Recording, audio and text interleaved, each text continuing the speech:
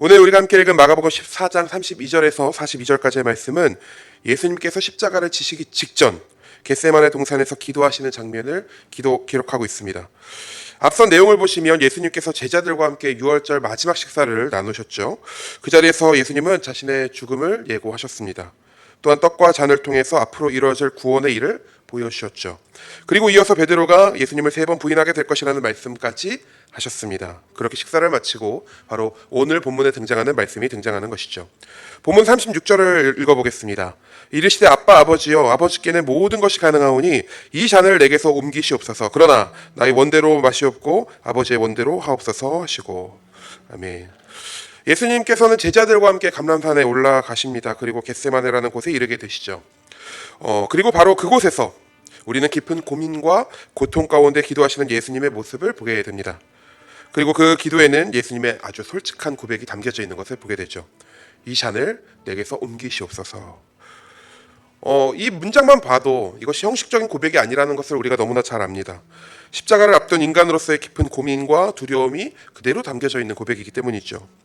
예수님은 하나님의 독생자이시자 완전한 신이셨지만 동시에 이 땅을 살아가는 인간으로서 육신의 옷을 입고 똑같이 고통을 느끼고 계셨던 것입니다.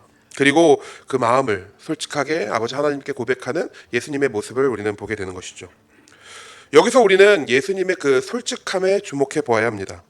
신앙은 내 마음을 감추는 것이 아니라 하나님 앞에 솔직하게 다 드러내는 것이기 때문이죠.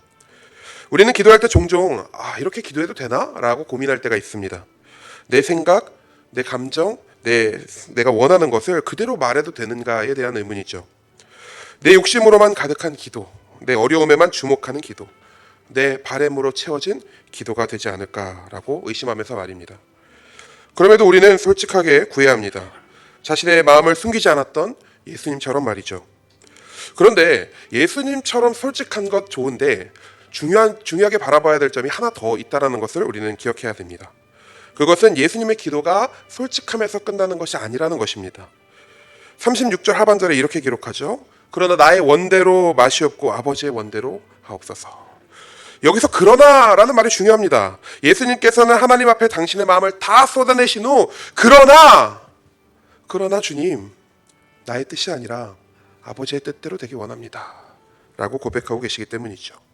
결국 예수님께서는 솔직함 이후에 하나님의 뜻 앞에 당신을 내려놓았던 것입니다. 하나님의 전능하심이 나의 소원을 이루는 도구가 아니라 하나님의 뜻이 이루어지는 일에 사용되어야 함을 예수님께서는 분명히 알고 계셨던 것이죠. 그래서 예수님의 기도는 단순한 요청에서 끝나는 기도가 아닙니다. 하나님의 뜻에 자신을 맡기는 기도였던 것입니다. 사랑하는 성도 여러분, 이런 예수님의 기도의 모습 우리가 닮아가야 하지 않겠습니까? 우리는 기도할 때 우리의 마음을 숨길 필요가 없습니다. 원하는 것 구하셔도 됩니다. 아픈 것 말해도 됩니다. 두려운 것을 그대로 표현해도 됩니다. 그러나 예수님을 믿고 닮아가는 우리가 거기서만 우리의 기도가 맞춰서는 안 되는 것 아니겠습니까? 그 다음이 중요한 것이지요. 그러나 주님, 나의 뜻대로 되는 것이 아니라 아버지의 뜻대로 되길 원합니다. 예수님의 이 고백이 우리 성도님들의 고백 되시기를 주님의 이름으로 축원합니다. 이어서 38절의 말씀 보시겠습니다. 시험에 들지 않게 깨어있어 기도하라. 마음에는 원이로되 육신이 약하도다 하시고. 예수님께서는 기도하시던 중에 제자들에게 돌아와 제자들의 모습을 보십니다. 그런데 제자들은 깨어 기도하지 못하고 잠들어 있었습니다. 그런 그들을 향해 예수님 말씀하시죠. 깨어 기도하라. 여기서 말하는 깨어있으면 단순히 잠을 자지 않는 상태를 말하는 것이 아닙니다. 영적으로 깨어있는 상태를 말씀하시는 것이죠. 예수님께서는 가장 깊은 고통 가운데 계셨습니다. 완전한 하나님이시지만 동시에 완전한 인간으로서 가장 치열한 시간을 보내고 계셨죠. 또한 십자가를 향한 길이 시작되기 직전이었습니다. 구원의 역사가 이루어지기 바로 직전, 매우 중요한 순간을 예수님은 맞이하고 계셨죠. 그런데 제자들은 그 자리 가운데 함께 있었음에도 그 의미를 잘 알지 못했던 것입니다. 가장 중요한 그 순간에, 예수님과 함께 해야 할 가장 중요한 그 순간에 그저 잠들어 있었던 것이었습니다. 이는 단순히 피곤함의 문제가 아니었습니다. 영적인 무게감이 없었던 것이죠. 그래서 예수님께서 말씀하신 것입니다. 시험에 들지 않게 깨어 기도하라. 예수님께서는 시험에 들지 않기 위해 필요한 것이 어떠한 능력이나 결단이 아니라 깨어 기도하는 것이다 라고 분명하게 말씀하고 계십니다. 그리고 예수님 말씀하시는 것이죠. 마음에는 원이로되 육신이 약하도다. 우리에게는 너무나 현실적으로 다가오는 말씀 아닙니까? 우리가 딱 그렇죠. 마음은 원합니다. 잘하고 싶습니다. 믿음으로 살고 싶습니다. 흔들리고 싶지 않습니다. 굳건한 믿음으로 날마다 주님 앞에 서서 칭찬받는 믿음의 삶을 살아가고 싶습니다. 그런데 실제 삶은 어떤가요? 계속 무너지죠. 결단했는데 지켜지지 않고, 알고 있는데 그대로 살지 못하는 순간들이 반복되고 반복됩니다. 알고도 죄를 짓습니다. 넘어졌는데 또 넘어집니다. 넘어진 곳에서 똑같이 넘어집니다. 그것 때문에 스스로 자책하고 또 자책하고, 회개하고 또 회개하여도 실패합니다. 왜 그렇겠습니까? 육신이 약하기 때문이죠.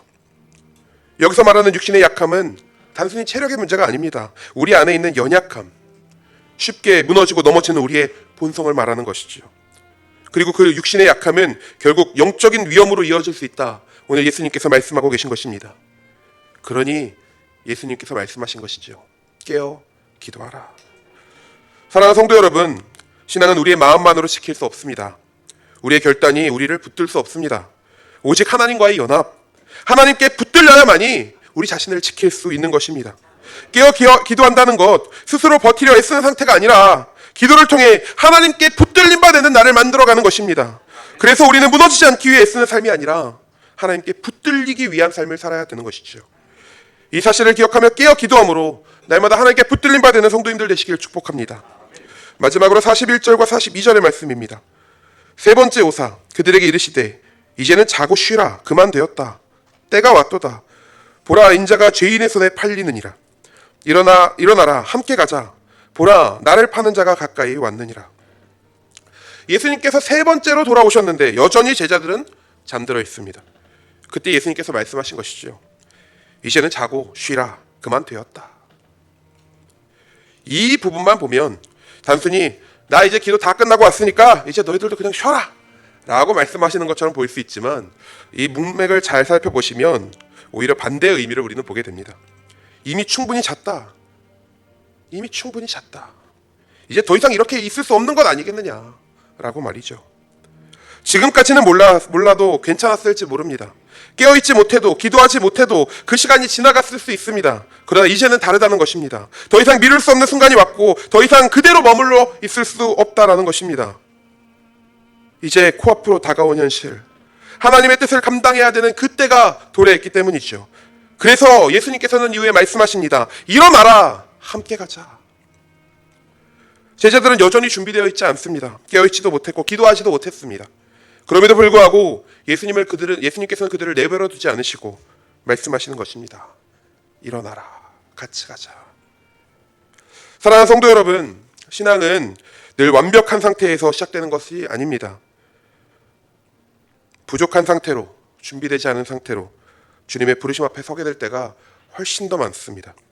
중요한 것은 지금까지 내가 어떻게 살아왔느냐, 지금까지 내가 어떻게 지켜왔느냐 보다도 지금 이 순간 그 주님의 부르심 앞에 내가 어떻게 반응하느냐입니다.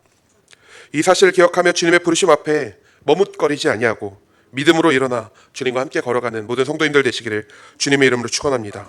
신앙은 내 뜻을 이루기 위해 지키는 것이 아닙니다. 오직 하나님의 뜻을 이루기 위함입니다. 이를 위해 우리는 우리의 솔직함을 하나님 앞에 꺼낼 뿐만 아니라 그럼에도 불구하고 나의 뜻을 내려놓고 주의 뜻을 이루기 위해 기도해야 합니다. 그리고 그 기도를 붙들기 위해 날마다 깨어 있어야 하며 결국 그 부르심 앞에 일어나 순종으로 나아가야 합니다. 이 세 가지 기억하시며 하나님의 뜻 앞에 자신을 내려놓고 깨어 기도하며 하나님께 붙들리며 주님의 부르심 앞에 믿음으로 반응하는 모든 성도님들 되시기를 주님의 이름으로 축원합니다.